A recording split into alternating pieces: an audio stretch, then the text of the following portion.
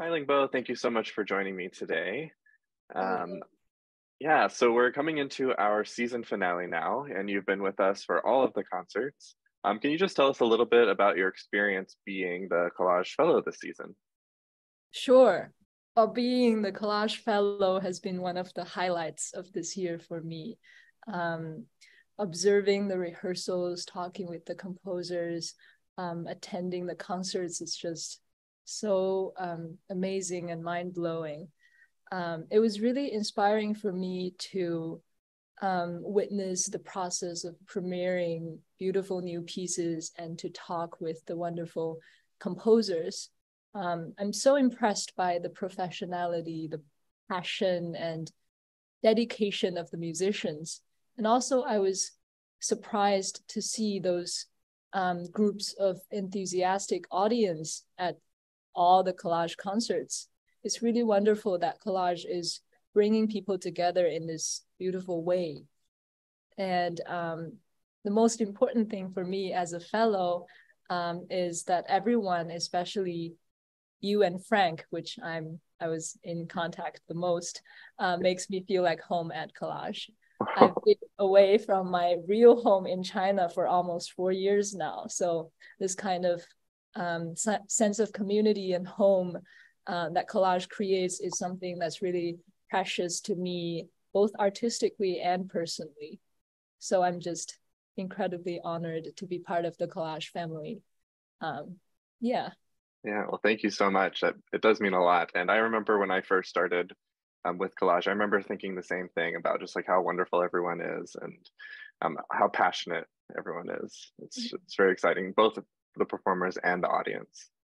Right. So yeah, and so now you have been kind of sitting on the interview side, and so now you're on the other side. You have written a piece for our 50th anniversary, and we're super excited. I've sat through a couple of the rehearsals, and it's amazing so far. So I'm excited to kind of hear your thought process about the piece. If you could just tell us a little bit about the title, Elusive Wish. Yeah, tell us how you came up with that, and also if there's kind of anything you would like the listener to listen for or pay attention to and or hope they pick up on. Yeah. So the title, it's a little complicated to explain because sometimes titles keep escaping me, keep eluding me. Because sometimes I feel it's hard to describe what I want to express accurately, since it's not always a concrete thing. It's more abstract in this case, and contains a lot of subtleties and changes. So I find it difficult to find an appropriate title. It took me like a few days to come up with this title. But the initial idea for this piece is the only thing I had in mind when I started is I wanted to start with something that's restricted and then open it up to become something bigger and more enticing. So I want the music to be constantly searching for something and craving for an answer or a relief. Um, I've never written for this instrumentation before. I Hmm. had a similar piece last year, but it's with voice, it's with mezzo soprano, but purely instrumental. This is the first time. Um, so as I mentioned, the piece starts with something that's restricted. I had this repeated note idea at the beginning that sounds mechanical, detached, without direction. So you will hear ta ta ta ta ta ta ta ta ta, something like this played by all the instruments. Um, and then this turns into a more lyrical and lullaby-like section. This motive is harmonically rich but rhythmically simple.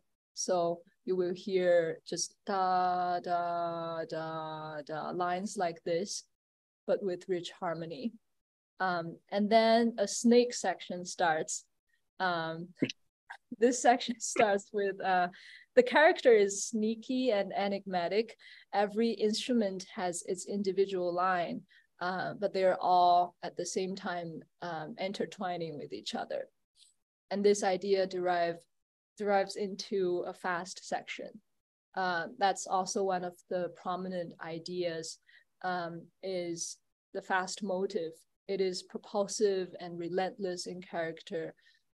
You will hear a lot of upward chromatic scales, and it contains a lot of unisons in this section.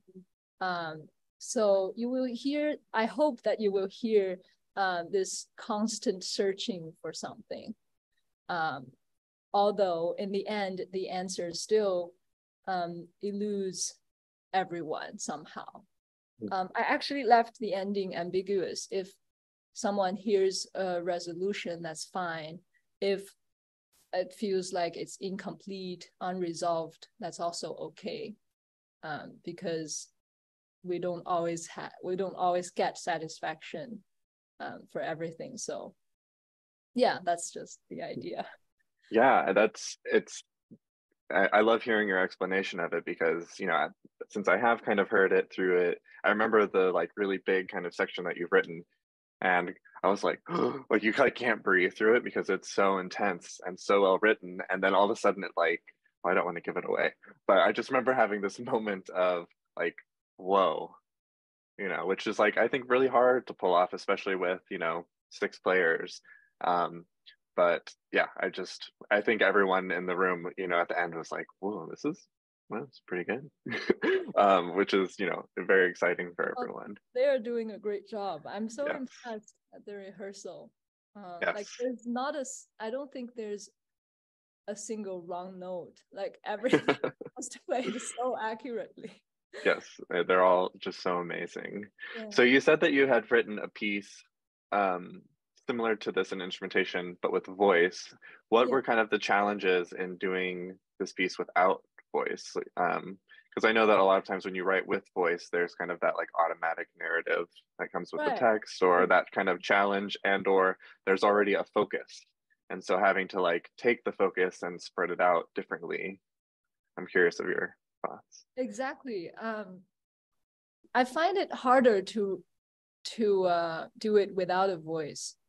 So at least I don't struggle with the title, because the text already comes with the title for the other piece. So that's something that was easier.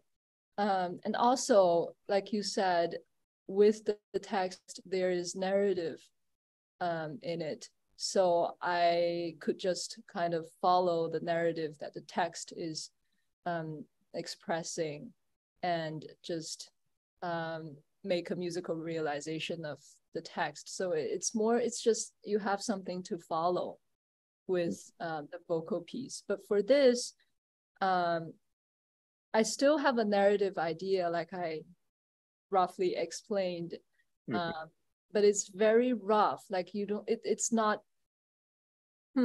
something that's clear and easy to follow. So I came up with this mechanical idea, and then wanted to develop to something bigger. It's just very abstract, this idea. So how to realize that in music with all those instruments was a challenge for me. So that's also something I struggled a lot when writing this piece. But I find it really interesting to do it without a voice, and like the challenge is really interesting for me. Yeah, and I mean, it's interesting to say that, you know, it was like a bit of a struggle or a challenge, because it sounds like you're very comfortable in this world. Having heard it, you know, it just flows very well. So yeah, it's exciting. Thank you. Yeah, well, thank you so much for joining me today. I really look forward to the premiere, and I know the audience does as well. So thank you so much. Thank you. Thanks for having me. Yes.